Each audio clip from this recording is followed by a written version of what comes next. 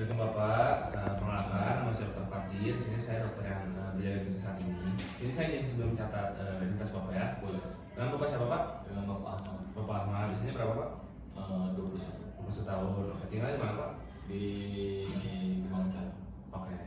Baik, di sini kita akan melakukan edukasi dan juga pencegahan dari penyakit diabetes mellitus. Di mana kita di sini akan belajar mengenai cara mengecek kadar glukosa dari darah Bapak. Di mana fungsinya ini untuk ada pencegahan dan juga memonitor dari kadar glukosa darah Bapak agar tetap normal seperti itu.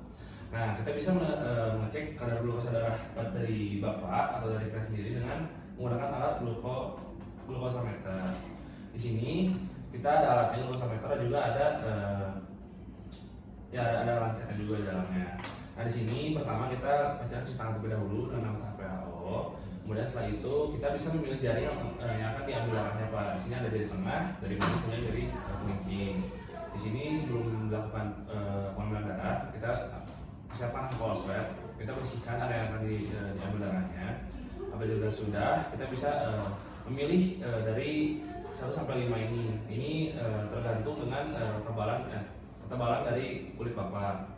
Dan di sini paling tinggi nomor 5. Kalau sudah, kita bisa tusukkan. Nanti akan keluar darah sedikit. Lalu kita bisa tempelkan pada strip dari alat glukosameter. Nah, kita tempelkan, kita tunggu sebentar, nanti akan keluar hasilnya di layar. Kita bisa lihat kadar glukosa darah Bapak itu sebelum berapa.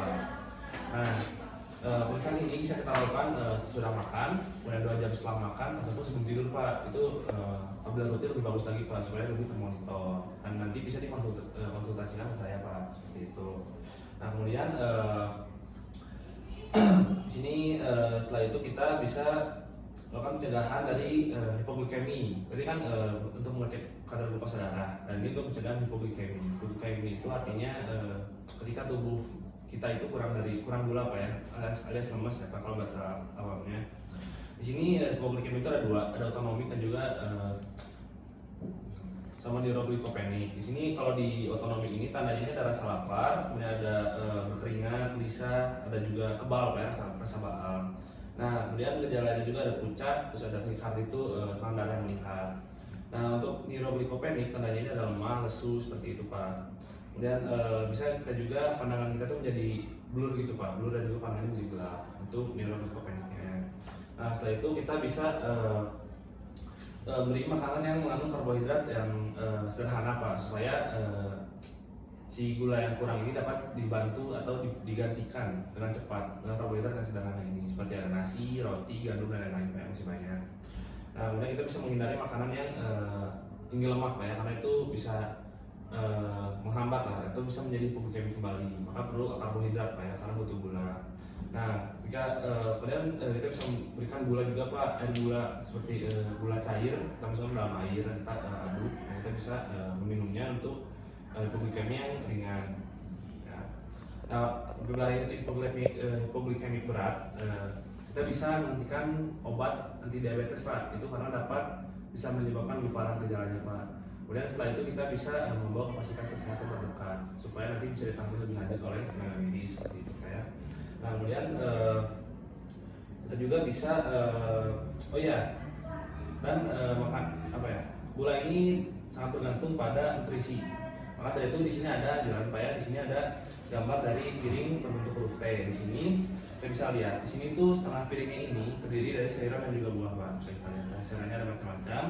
Kemudian seperempat dari piringnya ini akan dipenuhi dengan biji-bijian utuh dari beras, gandum ataupun pasta. Dan juga seperempat dari piring makan juga diisi dengan protein Pak, ada ikan, daging, dan lain.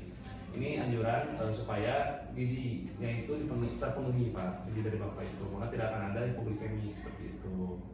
Ini ada pertanyaan Pak? Cukup. Oke. Selanjutnya terakhir itu ada juga aktivitas fisik Pak, di mana kita itu disarankan atau dianjurkan dalam seminggu itu kita berolahraga sebanyak 150 menit Pak, dan dianjurkan juga untuk diberi jeda Pak, alias seminggu itu 3 kali. Nah, seperti itu. Nah, tujuannya itu untuk tetap menjaga kadar glukosa darah Bapak supaya tidak berlebih dan tidak kurang seperti itu. Dan mungkin sudah cukup Pak yang ditanyakan Pak? Cukup. Sudah cukup Pak untuk edukasi tentang sendiri sudah selesai. Bila kurang mohon maaf. Wassalamualaikum warahmatullahi wabarakatuh.